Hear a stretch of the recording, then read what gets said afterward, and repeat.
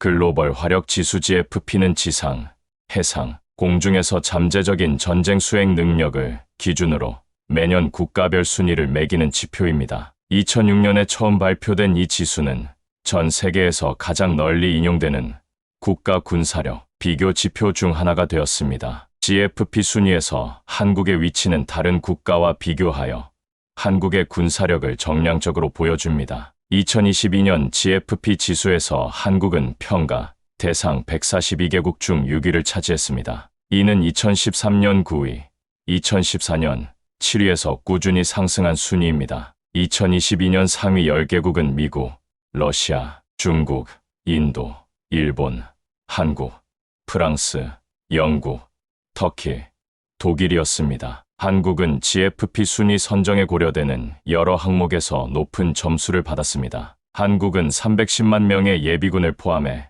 4,900만 명 이상의 복무, 적합 인력을 보유한 탄탄한 인력 자원을 보유하고 있습니다. 전 세계에서 이보다 많은 예비군을 보유한 국가는 베트남과 북한뿐입니다. 지상 전력의 경우 한국은 자체 개발한 K1A 전차를 포함해 2,400여 대의 전차와 2,800여 대의 장갑차를 보유하고 있습니다. 항공 전력은 640여 대의 항공기와 165대의 헬리콥터로 구성되어 있습니다. 한국 해군은 잠수함, 구축함, 호위함 등 190여 척의 함정을 운영하고 있습니다. 한국 군사력의 중요한 측면은 국방 R&D에 대한 지속적인 투자에 힘입어 국내에서 개발한 첨단 무기입니다. 여기에는 K 블랙팬서와 같은 주력 전차, K9 썬더와 같은 자주포, FA-50 경전투기 등이 포함됩니다. 한국은 탄도 미사일 기술, 유도 무기 시스템, 해군 함정 건조 분야에서도 진전을 이루었습니다. 2021년 한국의 군사비 지출은 500억 달러 이상으로 전 세계에서 10번째로 높았습니다. 이 지출은 현대화 추진을 촉진하여 한국이 최첨단 플랫폼을 배치할 수 있도록 했습니다. 국방비 지출은 2017-2021년 사이 매년 5% 이상 증가하여 군사력 증강에 우선순위를 부여하고 있음을 보여줍니다. 특히 한국은 2022년 GFP 순위에서 이스라엘, 파키스탄, 인도와 같은 기존 핵보유국보다 높은 순위를 기록했습니다. 이는 지정학적 상황의 제약으로 인해 핵무기를 보유하지 않았음에도 불구하고 얻은 결과입니다. 그러나 분석가들은 한국이 전략 환경이 악화될 경우 민수용 핵과 미사일 프로그램을 무기화할 수 있는 기술력을 갖추고 있다고 평가합니다. 현재 한국은 억지력을 위해 미국의 해구산에 의존하고 있습니다. 한국은 북한의 핵무기와 탄도미사일, 우수한 인력의 위협에 직면해 있습니다. 그러나 한국은 무기 체계의 질적, 우위와 첨단 기술의 신속한 도입 능력으로 GFP 순위에서 선두를 유지하고 있습니다. 이러한 우위를 유지하기 위해서는 지속적인 투자, 방위산업 역량, 첨단 기술 확보가 필수적입니다. 앞으로 한국은 인공지능과 빅데이터를 활용한 정보, 감시, 정찰 네트워크를 개발하는 것을 목표로 하고 있습니다. 또한 군은 IT와 무기 플랫폼을 결합한 스마트 밀리터리 개념을 연구하고 있습니다. 이러한 이니셔티브는 한국이 전 세계에서 가장 강력한 군대의 지위를 유지하는 데 중요한 역할을 할 것입니다. 한국이 강력한 군사 강국으로 부상할 수 있었던 것은 대규모 예비군, 첨단, 토종, 무기 프로그램, 국방 연구, 개발에 대한 막대한 투자라는 세 가지 핵심 축에 기인합니다. 310만 명으로 추정되는 한국의 예비군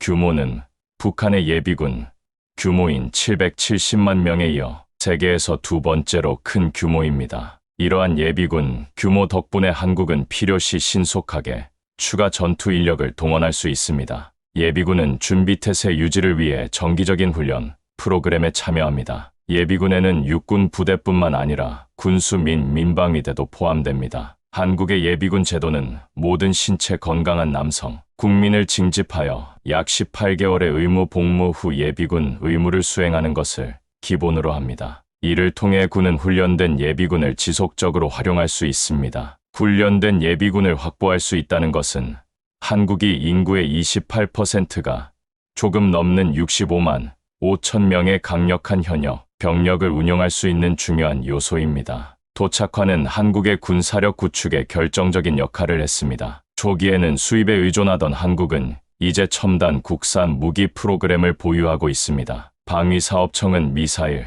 항공기, 차량, 레이더, 해군 시스템 등의 연구개발을 주도하고 있습니다. 방위사업청은 조달을 감독합니다. 주요 독자 개발 플랫폼으로는 자율 추적 기능을 갖춘 K 흑표 전차, 산악 전용으로 설계된 K9, 자주포, 해외 기술 이전으로 개발된 수리온 다목적 헬기 등이 있습니다. 또한 한국은 능력과 방위사업청의 구축함을 통해 해군 현대화 노력을 입증하고 있습니다. 한국의 항공우주 산업은 TA-50과 FA-50과 같은 훈련기와 경공격기를 개발하여 수출에 성공했습니다. KF-X 미래형 전투기 개발 프로그램은 첨단, 토종 4.5세대 전투기 생산을 목표로 하고 있습니다. 한국은 탄도 미 순항 미사일인 현무 시리즈와 단거리 방공 시스템인 지대공, 미사일을 통해 미사일 분야에서 상당한 전문성을 쌓아왔습니다. 자급자족을 위한 추진력을 뒷받침하는 것은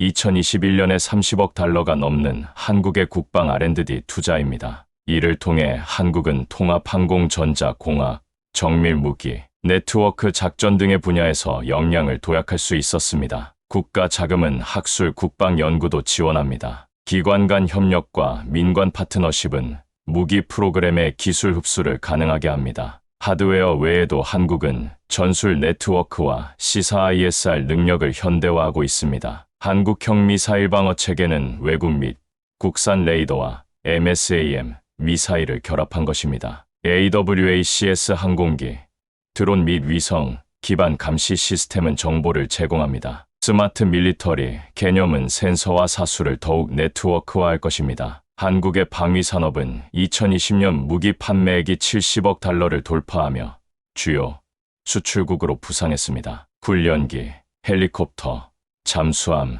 수송기, 미사일 등을 60여 개국에 판매하고 있습니다. 이는 R&D에 투자한 비용을 회수할 수 있는 수단을 제공합니다. 토종 프로그램도 수출을 통해 규모의 경제 효과를 누릴 수 있습니다. 요약하면 한국의 대규모 예비군 풀, 다양한 분야에 걸친 첨단 자급자족 무기 프로그램, 국방 R&D에 대한 막대한 투자는 한국 군사력의 3대 축을 형성하고 있습니다. 이는 한국이 군사 강국 대열에 합류할 수 있었던 원동력입니다. 이 세 가지를 유지하는 것이 군사력의 우위를 유지하는 데 매우 중요합니다. 한국은 장갑차, 포병, 항공기, 해군 함정, 유도, 미사일 등 다양한 분야에서 강력한 재래식 군사력을 구축해왔습니다. 이는 국방 R&D와 국내 제조업에 대한 지속적인 투자가 있었기에 가능했습니다. 한국은 재래식 전력의 강점을 바탕으로 역내 군사 강국으로 우뚝 섰습니다. 지상군에서 한국은 K-레이와 국내에서 개발한 K, 흑표 전차 등 2,300여 대의 주력 전차를 운영하고 있습니다. K는 자율 추적 및 위성 연계 통신 기능을 갖추고 있어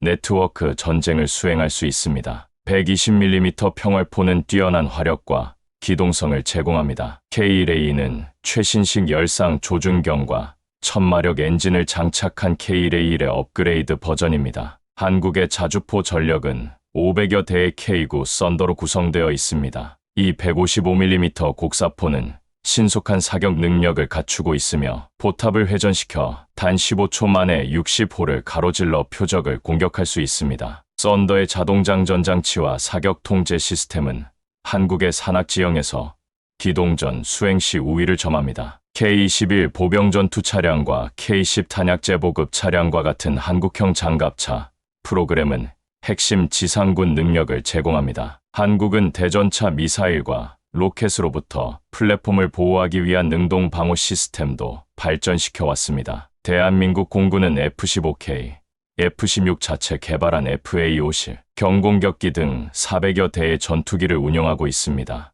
FA-50은 방공과 지상 공격 임무를 모두 수행할 수 있으며 AESA 레이더와 미사일이나 폭탄을 장착할 수 있는 하드포인트 스테이션을 갖추고 있습니다. 지금까지 150대 이상이 도입되었습니다. 한국은 노후화된 전투기를 대체하기 위해 KF-21 보람의 전투기를 개발 중입니다. 추후 항속거리와 탑재량을 늘리기 위해 트윈 엔진 변형도 구상하고 있습니다. 한국 항공기의 강점은 공격 및 유틸리티 역할을 위한 AH-64 아파치 및 수리온 헬리콥터로 보완됩니다. 대한민국 해군은 해상에서 구축함, 호위함, 초계함, 고속정, 상륙함, 군수지원함 등 190여 척의 함정을 운용하고 있습니다. 세종대왕급 유도탄 구축함에는 최첨단 이지스 전투체계와 SPY-1D, 레이더, SSM이 미사일이 탑재되어 있습니다. 한국은 1800톤급 장보고 III급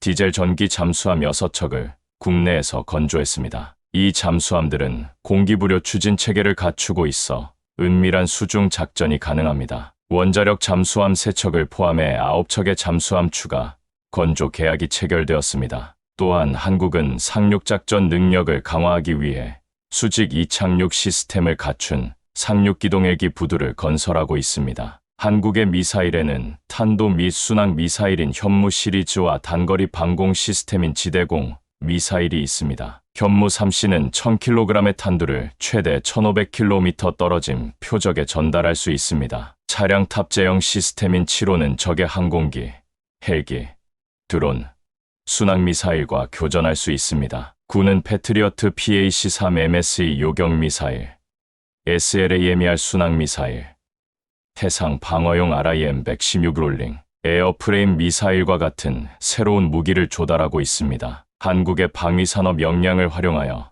더 많은 시스템을 국내에서 구축할 것입니다. JDAM 위성 유도 폭탄, 타우러스 순항 미사일, 사거리 250km의 육군 전술 미사일 시스템 획득을 포함한 스탠드오프 타격 능력에 대한 투자가 진행 중입니다. 장기적으로는 사거리 750만 1000km의 탄도 미사일을 확보할 계획입니다. 요약하면 한국은 다양한 영역에 걸친 현대 재래식 무기의 폭과 정교함을 통해 역내 주요 군사 강국으로 자리매김하고 있습니다. 앞으로도 이러한 우위를 유지하기 위해서는 지속적인 국방 조달과 연구개발 노력이 필수적입니다. 한국은 지정학적 환경의 제약으로 인해 핵무기를 개발하지 않고도 군사 강국으로 부상했습니다. 그러나 잠재적으로 핵탄두를 조립할 수 있는 기술력을 확보하고 있습니다. 핵무장을 둘러싼 전략적 논쟁은 계속되고 있지만 한국은 현재 핵무장의 길을 선택하지 않고 있습니다. 전문가들은 북한이 수개월 내에 민간 핵 프로그램을 무기화하는 데 필요한 핵분열성 물질과 생산, 인프라, 전달 체계를 갖췄다고 평가합니다. 북한의 첨단 원자로와 연료 주기 기술은 무기용으로 전용될 수 있는 플루토늄에 대한 접근성을 제공합니다. 현무이와 같은 미사일은 핵무기를 탑재할 수 있습니다. 그러나 핵확산 금지 조약 NPT의 약속과 미국의 안보, 보장은 북한의 노골적인 핵 개발을 막고 있습니다. 미국의 확장 핵 억지력과 주한미군 주둔은 비무장지대를 따라 배치된 북한의 핵무기와 포병의 위협을 고려할 때 중추적인 역할을 합니다. 따라서 한국은 독자적인 핵무기보다는 미국의 해구산에 의존하고 있습니다. 핵무장을 추구하면 미군 철수와 한국 방위의 기반이 되는 한미 동맹의 해체를 촉진할 수 있습니다. 국제사회의 반발을 불러일으켜 한국의 국제적 위상과 기술 접근성에 타격을 줄 위험이 있습니다. 국내 여론도 대체로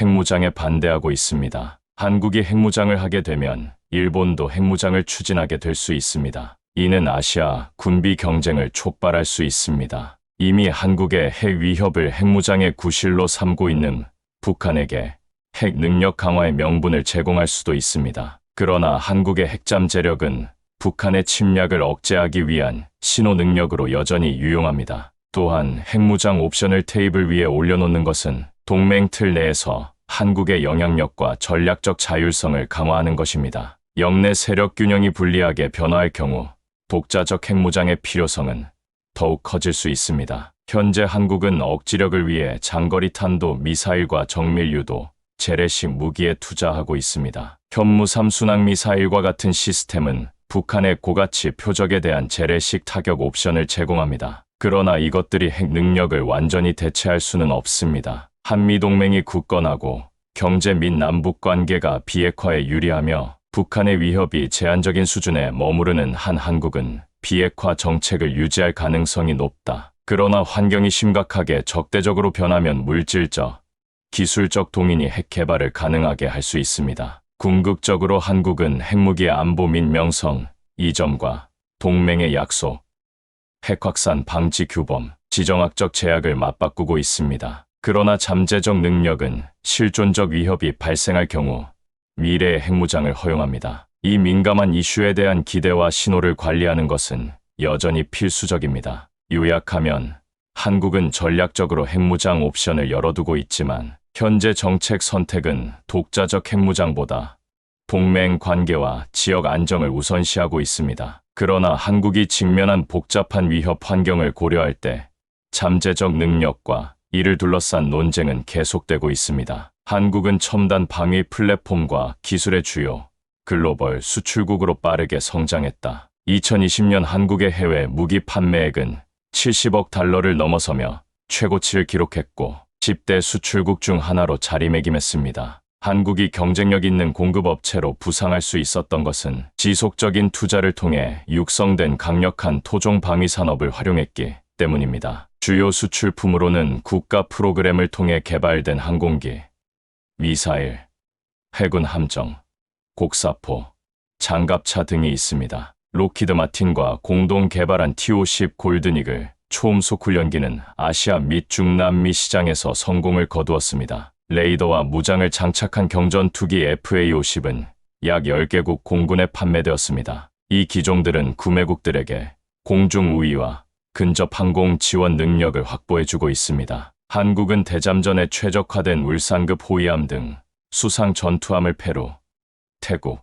필리핀 등 국가에 수출했습니다. 탐색 레이더와 소나세트와 같은 하위 체계의 통합이 핵심 강점입니다. 장보고급 디젤 전기 잠수함은 인도네시아에도 공급된 바 있습니다. 산악 지형에서 기동성과 연사력이 뛰어난 K9, 자주곡사포는 에스토니아, 노르웨이, 핀란드, 호주 등 여러 나라에서 사용하고 있습니다. 파트너는 K9 및 관련 탄약을 통해 우수한 포병 능력을 확보할 수 있습니다. 미사일 및 스마트 탄약 수출에는 단거리 방공 시스템인 칠온과 공대지 및 대함, 미사일인 S&T 다이나믹스 K200 시리즈가 포함됩니다. 정밀유도 포탄과 KMLRS 로켓 발사기 시스템도 수출 품목에 포함됩니다. 경항공기, 기뢰 대응 함정, 차륜형 장갑차, 소형 무기, 레이더 및 소나 시스템과 같은 센서도 한국의 카탈로그에 포함되어 있습니다. 공동 생산과 라이선스 제조를 통해 구매자는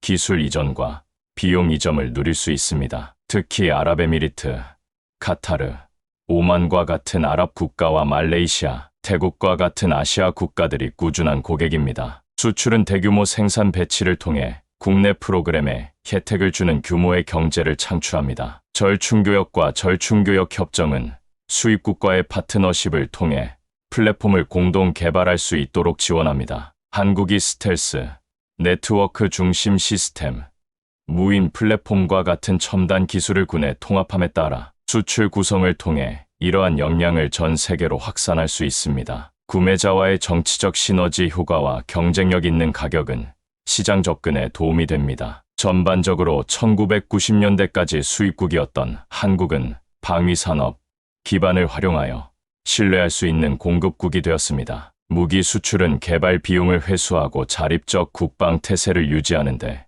도움이 됩니다. 또한 국내 기업들은 고객과의 협력을 확대하기 위해 유지보수, 교육 및 합작 투자를 세계화하고 있습니다. 이 장의 결론에서는 인권, 환경적으로 지속 가능한 관행, 윤리적 가치에 부합하는 책임 있는 국방 정책이 오늘날의 복잡한 세계에서 국력을 진정으로 평가하는 열쇠라고 주장합니다. 주권 수호를 위해서는 군사력 구축이 필수적이지만 국가의 접근 방식은 시민들이 소중히 여기는 더 넓은 이상도 지켜야 합니다. 국방에 대한 공공투자는 사회복지와 인간 개발을 위한 배당으로 돌아와야 합니다. 바로 전에서 논의한 바와 같이 한국의 군사력 부상은 급속한 경제, 성장, 산업 역량, 기술 혁신에 힘입어 가능했습니다. 그러나 한국은 또한 개발 시대에서 도덕적으로 의식적인 지식사회로 전환하고 있습니다. 이제 국가 정책은 투명한 거버넌스, 저탄소 전략, 공정거래,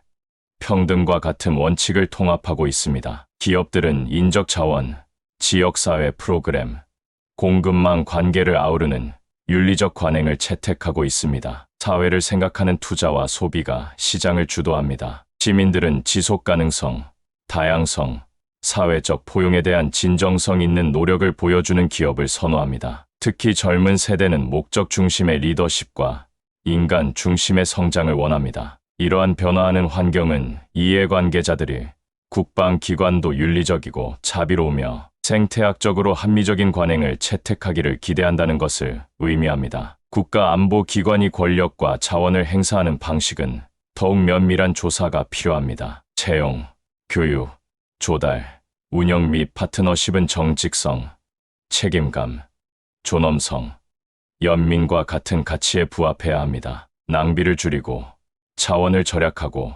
위법 행위를 방지하고 의사결정에 있어 인권을 존중하는 노력은 필수적입니다. 참전용사 지원, UN 평화 유지 활동 지원, 재난 시 인도주의적 지원 정책은 군사력이 어떻게 글로벌 안정과 지속 가능한 발전에 기여할 수 있는지를 보여줍니다. 정보 및 감시 능력은 프라이버시와 자유의 윤리에 의해 제한되어야 합니다. 기술이 전쟁을 변화시킴에 따라 기술의 사용은 국가와 시민 간의 도덕적 계약을 존중해야 합니다. 치명적인 자율 무기는 생사를 결정할 때 인간의 판단을 필요로 합니다. 사이버, 우주, 극초음속 재래식 무기는 윤리적 감독과 통제를 받아야 합니다. 방어 태세는 침략을 억제하는 동시에 분쟁 해결을 진전시켜야 합니다. 북한과 같은 안보 문제에 대한 대중의 담론은 평화, 화해, 공동 번영을 우선시하는 소프트 파워 접근법과 하드 파워의 균형을 유지해야 합니다. 요약하면 국력은 군사력뿐만 아니라 국가의 신념, 원칙, 집단적 정체성 등 국가의 품격에서 비롯됩니다. 성숙한 한국 사회는 자국민과 전 세계 인류의 복지를 위해 책임감 있게 힘과 수단을 행사하는 도덕적으로 깨어있는 군대를 원합니다. 이는 수치적 지표를 넘어 진정한 힘의 척도를 높입니다. 한국은 군사적 준비 태세와 함께 인문학적 가치를 견지함으로써 정의롭고 지속가능한 세계 질서에 기여할 수 있습니다.